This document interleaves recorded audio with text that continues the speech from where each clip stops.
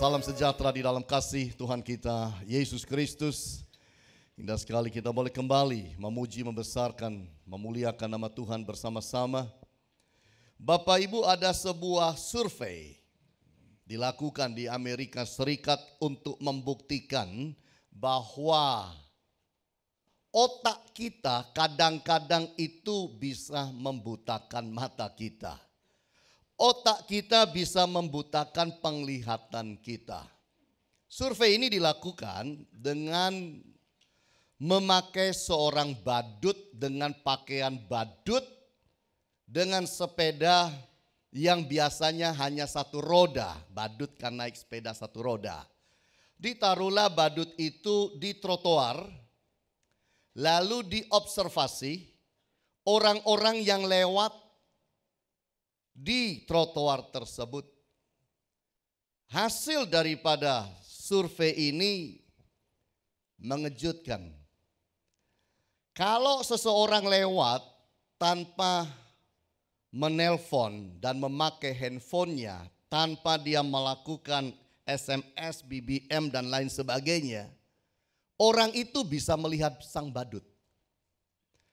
Tetapi kalau dia sudah orang-orang yang sedang sibuk, lalu sambil jalan itu telepon dipakai, menelpon customer, menelpon teman, menelpon keluarga dan siapapun. Kalau mereka berjalan lihat badut, walaupun mata melihat, mereka tidak melihat. Itulah yang dimaksudkan dengan pikiran kita, our brain can blind our eyes. Pikiran bisa membutakan mata kita. Lihat tapi tidak melihat karena pikiran kita sedang bekerja dalam sesuatu yang lain. Ini yang namanya distraction. Sesuatu yang mengalihkan fokus kita dari apa-apa yang nyata yang ada di depan kita.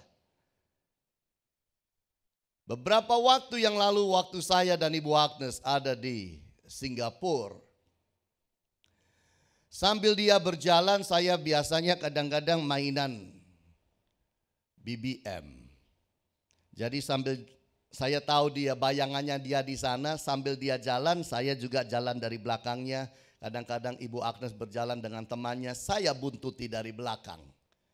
Sambil mereka berjalan, saya melihat mereka berjalan. Jadi sambil jalan, sambil merasa mereka ada di depan, ya belok kiri saya ikut belok kiri, belok kanan saya ikut belok kanan Bapak Ibu.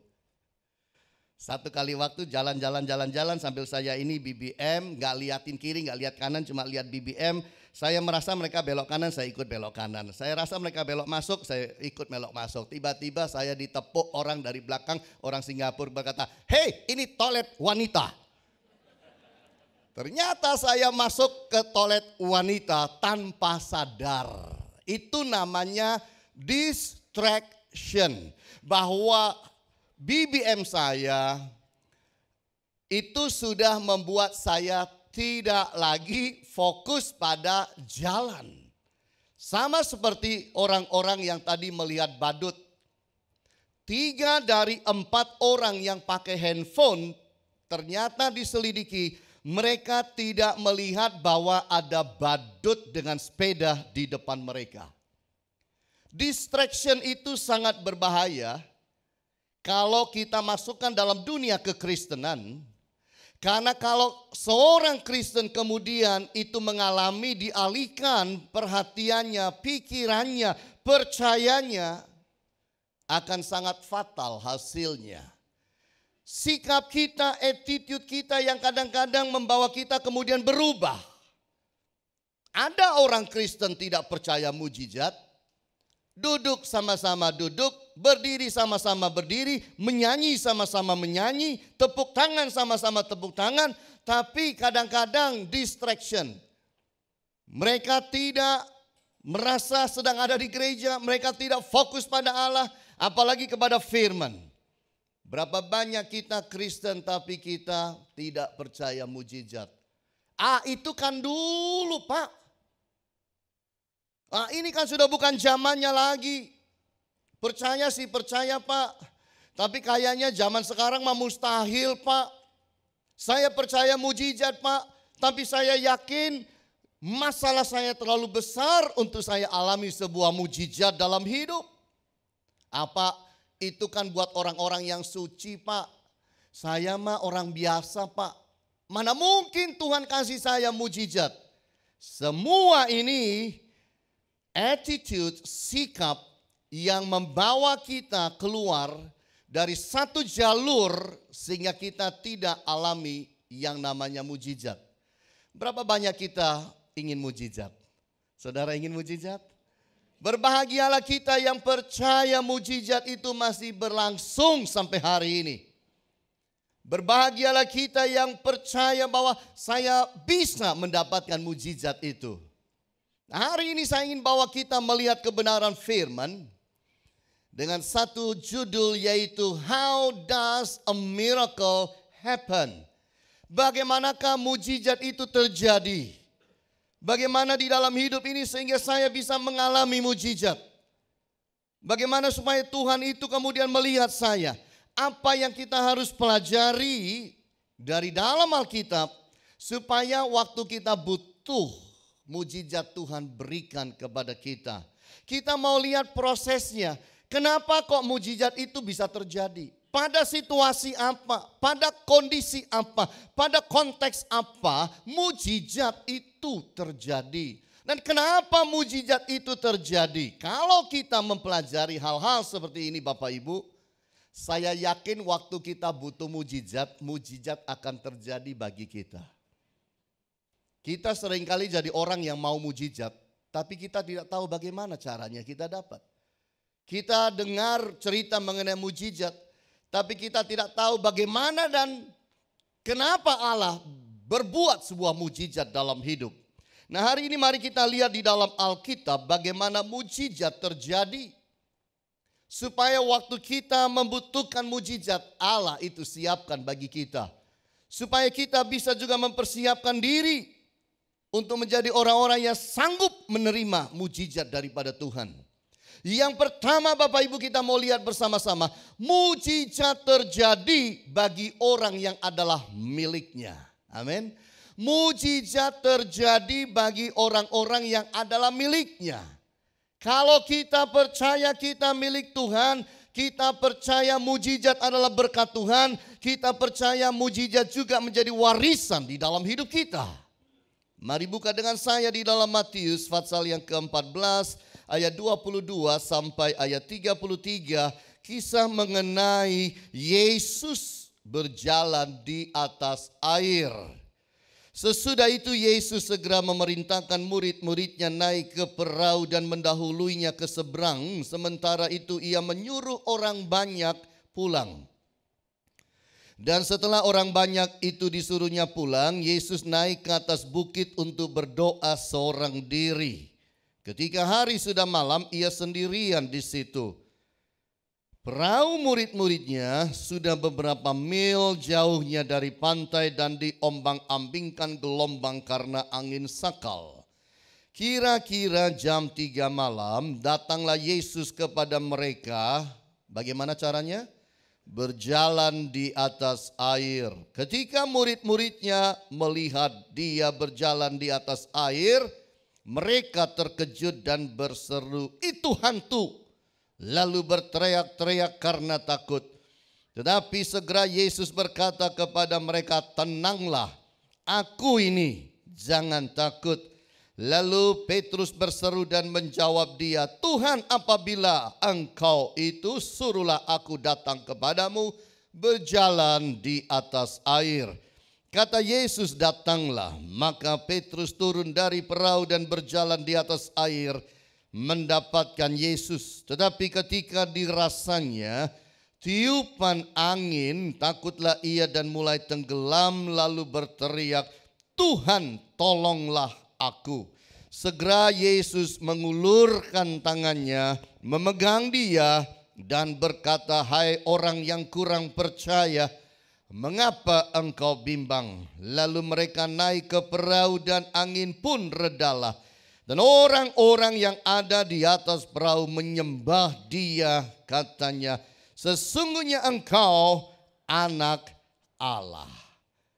Kita tahu cerita ini, kita banyak baca mengenai kisah ini. Di sekolah minggu kita diajar Yesus berjalan di atas air, kita belajar Petrus ikut berjalan di atas air oleh izin Tuhan dan dia tenggelam. Lalu Yesus ulurkan tangan, angkat dia kembali.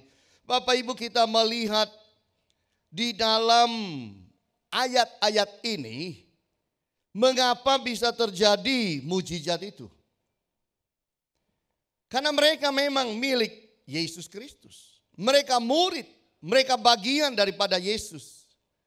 Pertanyaan saya, apakah mereka minta mujizat itu terjadi? Tidak. Yesus bilang, habis kasih makan 5.000 orang, Yesus berkata, kalian naik perahu dulu, nanti aku susul. Lalu orang-orang itu 5.000 pulang, Yesus naik ke gunung dan Yesus berdoa. Lalu Yesus dikatakan oleh Alkitab, tahu apa yang terjadi pada murid-muridnya.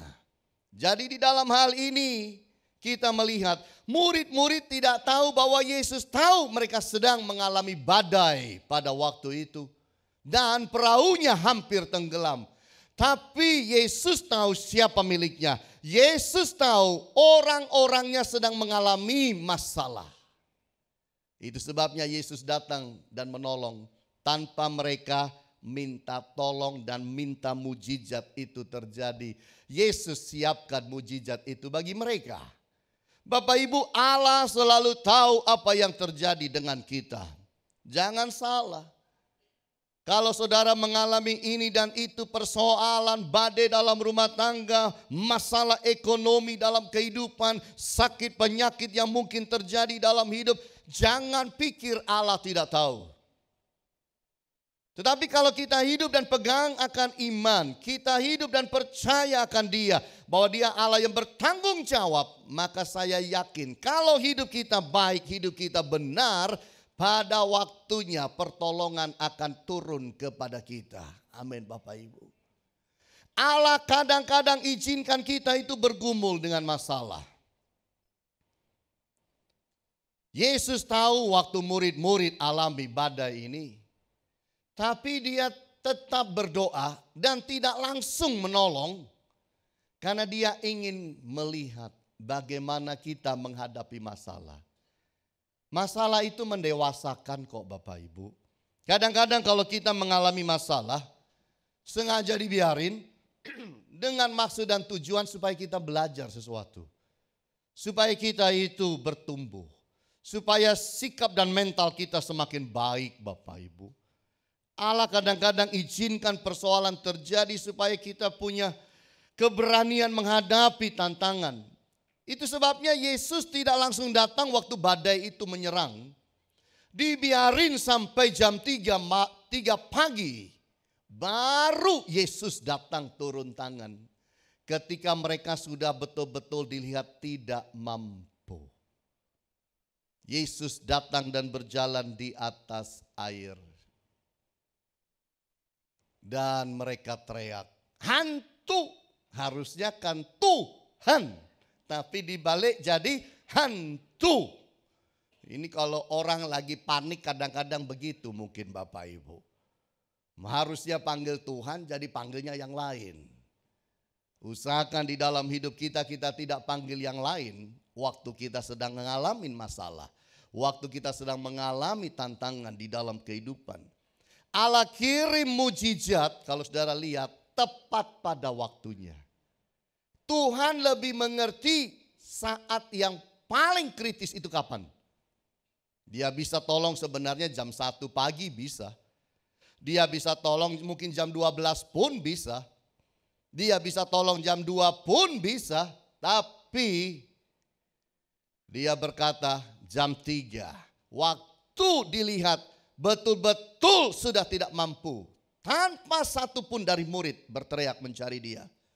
Yesus berjalan di atas air Bapak Ibu. Saya membaca kisah mengenai orang-orang yang menyelidiki mengenai Yesus jalan di atas air. Namanya penyelidikan ini paleolimnologi, kalau nggak salah begitu. Paleo itu adalah ilmu menyelidiki mengenai orang-orang zaman dahulu. Lalu limnologi itu bicara menyelidiki mengenai danau. Lalu diselidiki oleh mereka ambil kesimpulan Yesus itu bukan jalan di atas air katanya. Mereka bilang Yesus itu jalan di atas balok es. Orang kalau tidak bisa terima mujizat akan pakai akalnya dan puter akalnya kayak apapun untuk menyangkal mengenai mujizat itu. Kasih makan 5.000 orang, kita bilang itu mujizat. Mereka otak-atik, lalu bilang itu bukan mujizat. Memang 5.000 orang itu bawa rantang dewe-dewe. Memang mereka bawa rantang sendiri-sendiri katanya. Inilah orang-orang yang akan sulit menerima mujizat dalam hidup. Kalau mereka tidak percaya. Murid-muridnya percaya. Dan murid-muridnya mengalami mujizat. Walaupun kalau kita baca di dalam ayat-ayat ini mereka tidak pernah minta mujizat itu terjadi. Kata kunci dalam situasi ini apa? Kenapa mujizat itu terjadi? Karena Allah menghargai pelayanan murid-muridnya waktu itu. Sebelumnya kan diajak memberi makan 5.000 orang. Mereka kerja keras, mereka dalam pelayanan, mereka setia, mereka jalani. Sampai Yesus bilang, oke, sekarang kalian naik perahu dan pergi ke seberang, aku nyusul nanti. Jadi kata kuncinya, Yesus menyiapkan mujizat bagi orang-orang yang setia di dalam pelayanan. Walaupun kadang-kadang tidak minta, Yesus sanggup kasih Bapak Ibu. Amin.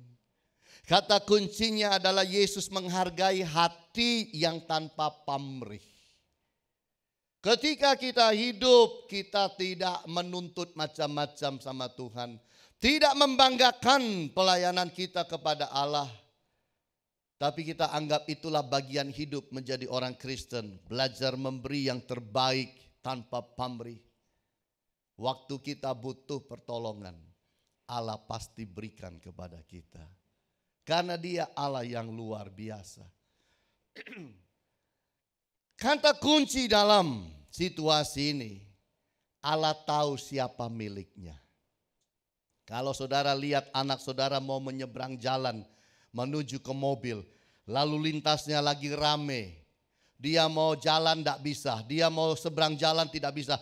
Lalu lintasnya dua arah rame sekali. Tidak usah anak itu minta. Kalau saudara orang tuanya, saudara akan bilang, nak sini gandeng tangan papa, nak sini gandeng tangan mama. Papa dan mama akan bawa kamu nyebrang. Tanpa anak itu minta, pertolongan itu bisa datang. Amin Bapak Ibu. Demikian itu Allah. Jangan saudara berpikir Allah itu pelit, kikir, medit urusan mujizat. Saudara jangan pikir kalau Tuhan kasih saudara mujizat, Tuhan punya 10 kasih saudara 1 tinggal 9. Mujizat Allah itu tidak pernah berkurang Bapak Ibu. Dia selalu bisa ciptakan mujizat baru untuk siapa saja yang membutuhkannya. Saya pelayanan di Bali 2 minggu lalu. Lalu kemudian pelayanan pemberkatan pernikahan. Kemudian terbang dari sana menuju ke Jakarta. Ibu Agnes di Jakarta, saya nyusul dia ke Jakarta. Kemudian Senin kami pulang. Di atas pesawat dari Jakarta menuju Surabaya. Semua berjalan baik dan lancar.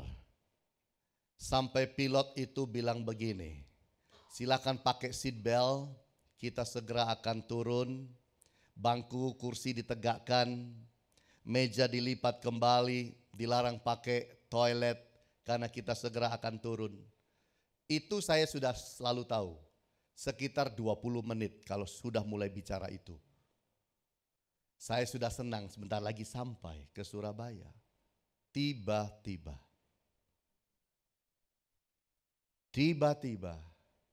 seumur hidup belum pernah saya alami ini. Saya ngalami sakit gigi. Tiba-tiba gigi saya sakit. Sakit sekali. Bukan di sini, di sini.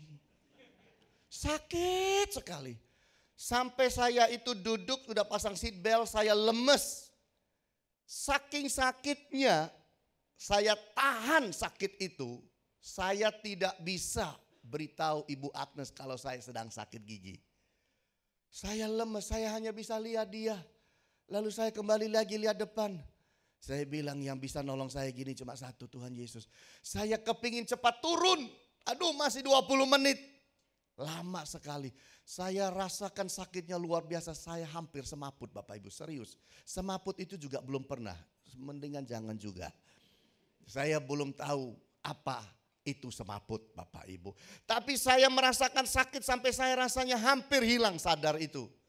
Lalu saya ingat satu hal. Saya harus libatkan Yesus. Saya tumpang tangan sendiri di pipi saya yang kiri. Sudah nggak bisa bicara, ini mulut sudah nggak bisa bicara, sakitnya luar biasa karena tekanan di atas.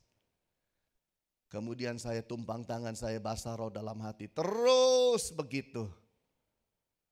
5 menit kemudian sakitnya mulai berkurang. Masih ada 15 menit saudara, masih lama. Sebentar lagi saya doa, terus saya doa, sakitnya berkurang, terus berkurang. Saya mulai tidak terlalu lemah. Saya tidak lemas lagi. Terus saya doa terus sampai landing.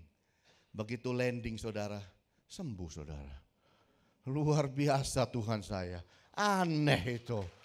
Ya puji Tuhan Bapak Ibu. Itu sesuatu yang saya tidak pernah lakukan dan tidak pernah alami. Saudara tahu, begitu sakitnya sampai saya itu bilang sama diri saya sendiri, saking sakitnya. Sakit yang tidak ketahan sampai saya bilang, saya tidak mau naik pesawat udara lagi. Saking sakitnya waktu itu. Tapi setelah lihat mujizat saya bilang, enggak apa-apa naik lagi. Bapak Ibu, mujizat terjadi bagi orang-orang yang adalah miliknya. Kalau saudara itu milik Tuhan, engkau percaya Yesus adalah Tuhan. Engkau sebut dia Bapa, di sorga itu Bapa. Mujizat itu juga menjadi bagian saudara. Jangan takut, Tuhan itu tidak pelit untuk beri mujizat buat saudara. Saya tidak tahu mujizat apa yang saudara butuhkan dalam hidup. Tapi saya berdoa, kalau saudara punya satu keinginan, kebutuhan mengenai mujizat, jangan sungkan-sungkan bicara kepada Bapa di sorga. Amin. Mujizat itu adalah bagian daripada orang-orang percaya. Dan Allah mau berikan itu di dalam hidup saudara dan saya.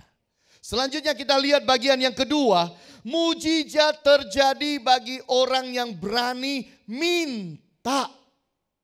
Amin. Mujizat terjadi bagi orang yang berani meminta. Kalau tadi yang pertama tidak pakai minta. Yang kedua, berani minta. Coba lihat ayat-ayat di dalam Matius pasal yang ke-15. Ayat 21 sampai 28. Berbicara mengenai perempuan Kanaan yang anaknya kerasukan setan. Lalu Yesus pergi dari situ dan menyingkir ke daerah Tirus dan Sidon. Maka datanglah seorang perempuan Kanaan dari daerah itu dan berseru, "Kasihanilah aku ya Tuhan anak Daud. Karena anak perempuanku kerasukan setan dan sangat menderita." Tetapi Yesus sama sekali tidak menjawabnya. Lalu murid-muridnya datang dan meminta kepadanya, "Suruhlah ia pergi. Ia mengikuti kita dengan berteriak-teriak." Jawab Yesus, "Aku diutus hanya kepada domba-domba yang hilang dari umat Israel. Tetapi perempuan itu mendekat dan menyembah dia sambil berkata, "Tuhan, tolonglah aku." Tetapi Yesus menjawab, "Tidak patut mengambil roti yang disediakan bagi anak-anak dan melemparkannya kepada anjing." Kata perempuan itu, "Benar Tuhan. Namun anjing itu makan remah-remah yang jatuh dari meja tuannya." Maka Yesus menjawab dan berkata kepadanya, "Hai ibu, besar imanmu, maka jadilah kepadamu seperti yang kau kehendaki." Dan seketika itu juga anaknya sembuh. Kalau kita meresapi Bapak Ibu ayat-ayat ini, maka kita mendapati bahwa ayat-ayat ini memberitahu kita bahwa Yesus sebenarnya tidak mau berikan mujizat kepada wanita ini. Betul? Yesus menolak. Tapi apakah wanita ini pergi? Apakah wanita itu berkata, "Ya udah deh Tuhan, kalau enggak mau ya enggak apa-apa. Ya wes Tuhan, kalau enggak mau kasih enggak masalah. Sorry ya, sempat ngerepotin." Itu wanita tersinggung. Wanita ini loh tidak tersinggung. Yesus sampai sudah 2 kali. Yang pertama dia bilang, "Aku diutus hanya kepada domba-domba yang hilang dari umat Israel. Kamu tidak termasuk." Dia tidak bilang, "Oh gitu tah. Maaf Tuhan baru tahu. Ya sudah, saya pamit dulu ya." Enggak. Yang kedua Yesus bilang apa lagi kepada dia? "Tidak patut mengambil roti yang disediakan bagi anak-anak dan memberikannya pada anjing." Oh, kalau saudara digituin apa? Mana batu, mana batu. Kalau sudah tidak mau kasih tidak apa-apa Tuhan. Tapi ya Tuhan tolong deh. Kata-katanya itu loh, jangan menyakitkan. Karena sakitnya di sini. Enggak itu Bapak Ibu. Wanita ini maju terus. Makanya ketika dia itu dilihat Yesus lulus dalam ujian, maka Yesus bilang, "Hai ibu, besarlah imanmu, jadilah kepadamu sesuai yang engkau kehendaki." Seperti yang kau maulah, jadi itu. Di sini kita belajar. Kadang-kadang mujizat itu terjadi bagi orang yang berani minta. Berani minta, dan mintanya itu benar-benar bulat hati. Ditolak model apapun tidak mundur. Tidak tersinggung. Tidak marah. Tidak ngancam. Tidak. Justru rendah hati. Sampai dia, orang ini rendah hati. Sampai dia bilang, "Anjing yang makan kok." Dari yang jatuh itu dari meja anak-anak. Oh hebat. Sudahlah. Mau engkau injek-injek, mau engkau apain, mau engkau ludahin, engkau mau marah, mau apa. Pokoknya aku minta mujizat. Dan dia dapat. Nah sering kali kita gak dapat. Karena kita mintanya belum sepenuh hati. Mungkin baru 1/4 hati. Mungkin baru setengah hati. Mungkin baru 3/4. Mungkin kita mintanya itu mut-mutan. Kalau lagi kepingin mintanya ngotot. Habis itu lupa 3 bulan. Tidak minta lagi. Wanita ini tidak begitu. Ngotot dia. Minta dia. Padahal secara posisi tidak termasuk bilangan orang Israel. Itu sebabnya Yesus bilang, "Ibu, besar imanmu." Tidak menerima pengajaran-pengajaran seperti murid-murid terima. Tapi imannya luar biasa. Kadang-kadang justru yang Kristen tidak punya iman. Orang luar yang lebih punya iman.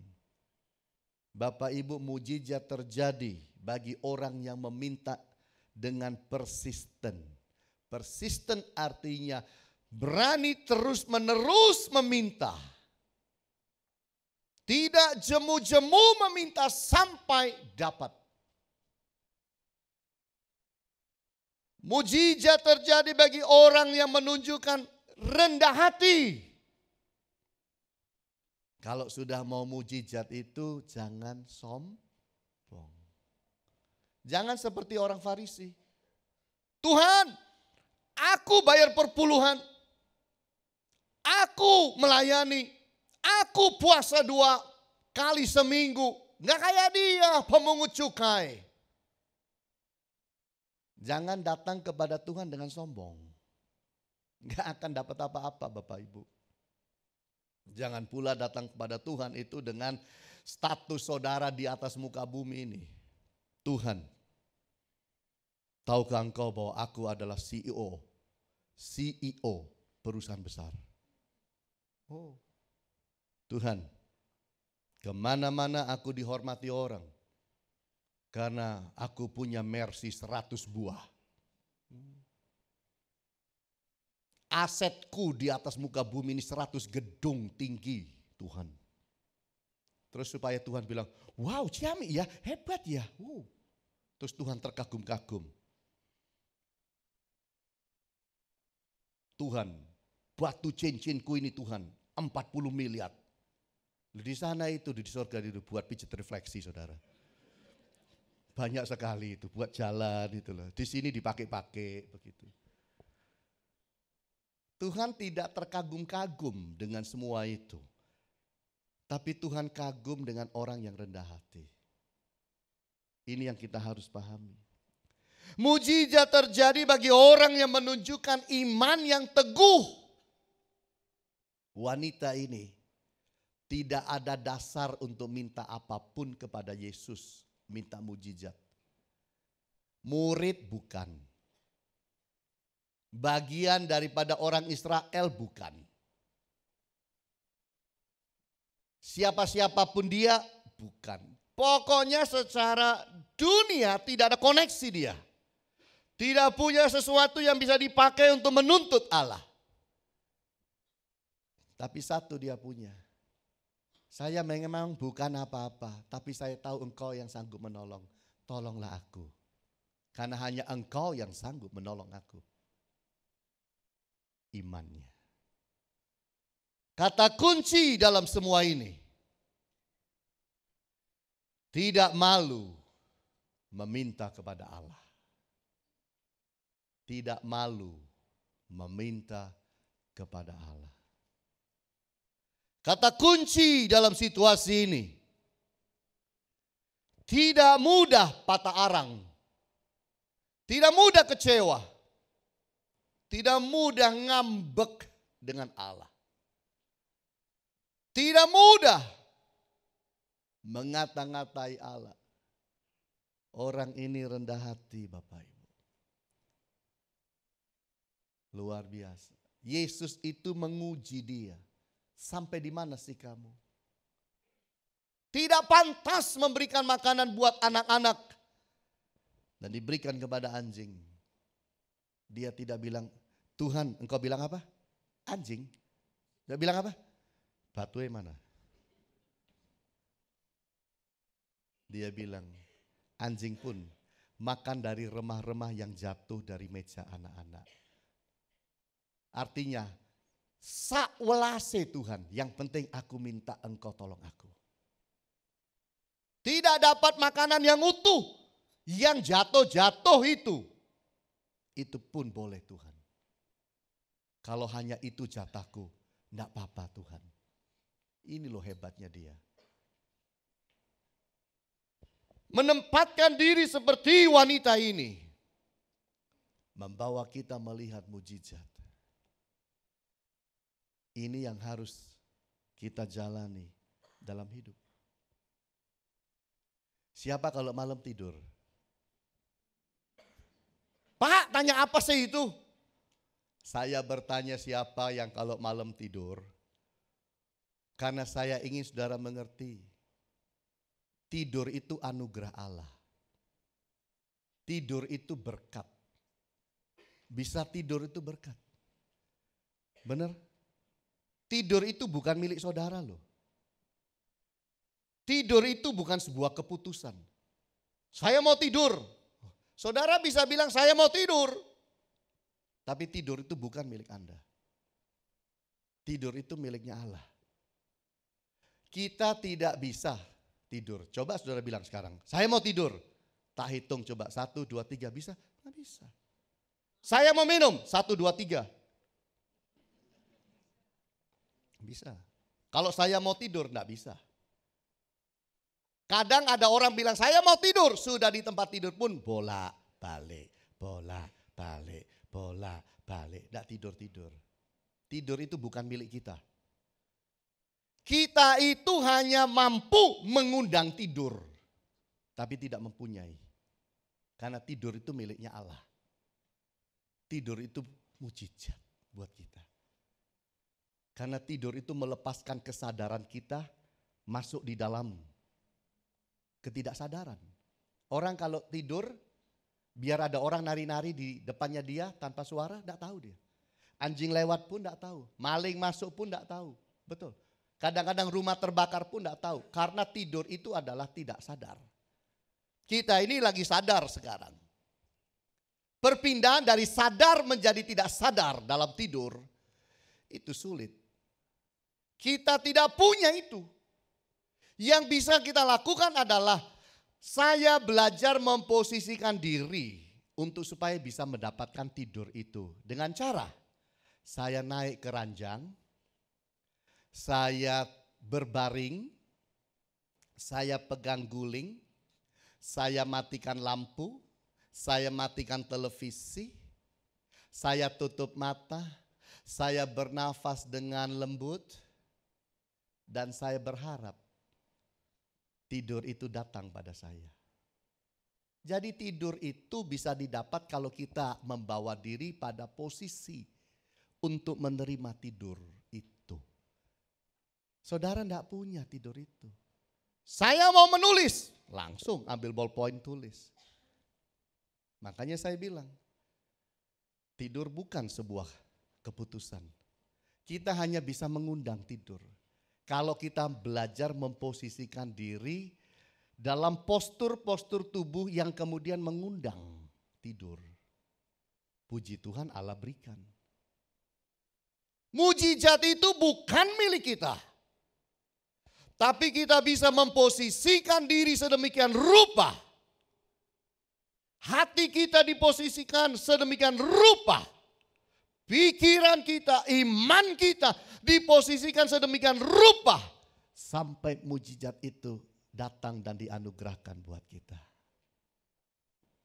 Amin Bapak Ibu. Ini yang harus kita pegang dalam hidup. Mujizat terjadi bagi orang yang berani minta. Boleh saya bertanya, berani minta enggak? Berani minta enggak? Ini kebesaran ini. Belum tentu surga punya mujizat buat saya. Sebab permintaan saya terlalu besar. Terlalu rumit ini masalahku. Terlalu impossible, tidak mungkin ini.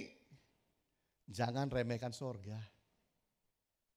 Jangan remehkan surga. Di YouTube beberapa bulan yang lalu saya melihat bahwa planet-planet kita, 9 planet, ternyata masih ada yang lebih besar, benda-benda angkasa yang lebih besar. Lalu kemudian kesimpulannya, bumi kita itu cuma satu bola pimpong dibandingkan dengan benda-benda yang lebih besar sekali. Toh Yesus mati buat kita yang kecil. Sebesar-besarnya permintaan kita, Allah lebih besar. Sebesar-besarnya persoalan saudara, Allah lebih besar. Jangan anggap remeh sorga. Sorga itu besar sekali. Allah sanggup kasih mujizat asal saudara berani minta. Siapa berani minta? Yang berani minta. Ini difoto sama sorga. Ulang lagi. 1, 2, 3. Siapa berani minta? Ya. Kalau enggak berani minta, ya enggak dapat. Usahakan berani minta. Nah, berikutnya kita lihat bagian yang ketiga. Mujizat terjadi untuk memberi kita suatu pelajaran. Mujizat itu terjadi bukan sekedar menjadi solusi dalam hidup kita, tapi supaya memberikan sebuah pelajaran-pelajaran bagi kita. Mari lihat Lukas pasal 6 ayat 6 sampai 11. Pada suatu hari Sabat lain, Yesus masuk ke rumah ibadat lalu mengajar. Di situ ada seorang yang mati tangan kanannya alias panswe, kan begitu. Ahli-ahli Taurat dan orang-orang Farisi mengamat-amati Yesus. Kalau ia menyembuhkan orang pada hari Sabat supaya mereka dapat alasan untuk mempersalahkan dia. Tetapi ia mengetahui pikiran mereka, lalu berkata kepada orang yang mati tangannya itu, bangunlah dan berdirilah di tengah. Maka bangunlah orang itu dan berdiri. Lalu Yesus berkata kepada mereka, aku bertanya kepadamu, manakah yang diperbolehkan pada hari Sabat? Berbuat baik atau berbuat jahat? Menyelamatkan nyawa atau membinasakannya? Sesudah itu ia memandang keliling kepada mereka semua lalu berkata kepada orang sakit itu, ulurkanlah tanganmu. Orang itu berbuat demikian dan sembuhlah tangannya. Maka meluaplah amarah mereka, lalu mereka berunding apakah yang akan mereka lakukan terhadap Yesus. Ini loh Bapak Ibu. Mujizat terjadi, ada yang gak suka. Aneh kan? Mujizat terjadi harusnya ada ucapan syukur. Ini yang terjadi lain. Marah besar, meluap-luap. Sebenarnya kalau saudara lihat, mujizat ini terjadi, orang yang pansoi itu, tangan kanannya tidak bisa digerakkan, mati. Mujizat ini terjadi, nomor satu kita lihat orangnya tidak minta kok, betul. Mana ada ayat bilang, Tuhan sembuhkan aku, tidak.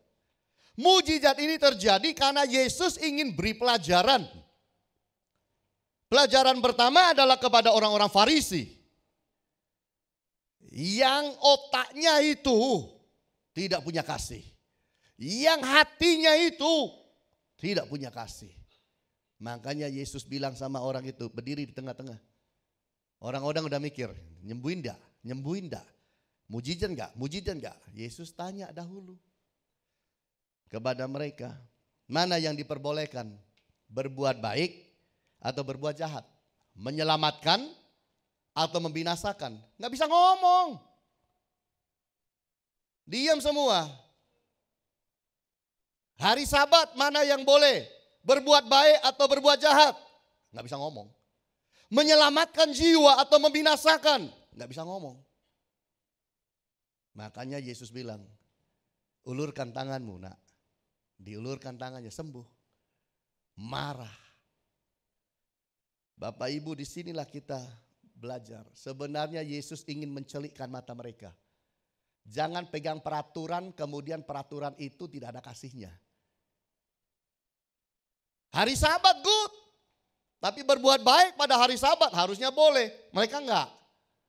Makanya di lain kesempatan Yesus bilang, kalau ada ternakmu masuk sumur hari Sabat, ditolong atau enggak, dikeluarin atau enggak. Oh maaf ini Sabat, dibiarin sampai Senin. Matilah Bapak Ibu. Kaku. Kadang-kadang peraturan memang kaku. Tapi Yesus membawa perubahan. Kasihlah yang harusnya jadi peraturan dalam hidup ini. Mujizat terjadi untuk mengubahkan hati kita. Yesus bikin mujizat itu untuk supaya orang Farisi bercermin dan berubah.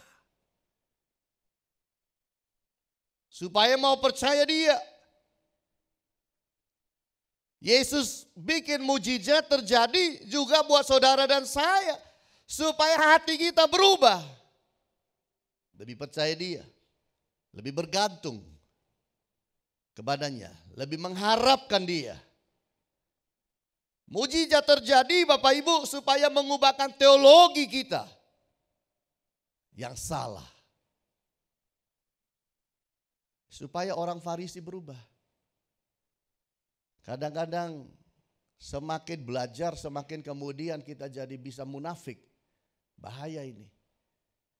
Makanya kita harus dalam hidup ini berubah, lebih peduli, lebih mengasihi. Yesus itu mengasihi. Buktinya orang yang tangan kanannya mati tidak minta Yesus sembuhkan. Diam-diam dia dapat kesembuhan, mujizat. Karena Yesus maksudkan mujizat ini untuk memberikan satu pelajaran berharga bagi semua yang mengerti dan melihat mujizat dan merasakan mujizat itu. Kita harus belajar bahwa hidup ini harus lebih berarti bagi orang lain. Itu Yesus. Kita harus belajar membawa sukacita bahagia bagi orang lain. Coba kalau saudara punya ternak masuk sumur hari Sabat. Saudara mau ambil enggak boleh. Tanya sama orang Farisi bilang enggak boleh, setelah Sabat boleh. Ya mati. Gimana rasanya? Yang sok-sok rohani itu kadang-kadang yang bikin orang keluar dari gereja. Yang sombong rohaninya. Yang tidak punya pengertian. Itu yang kadang-kadang mengusir orang dari gereja. Kemarin saya baca malam-malam. Ada seorang wanita di Singapura yang berkata, saya dahulu Kristen,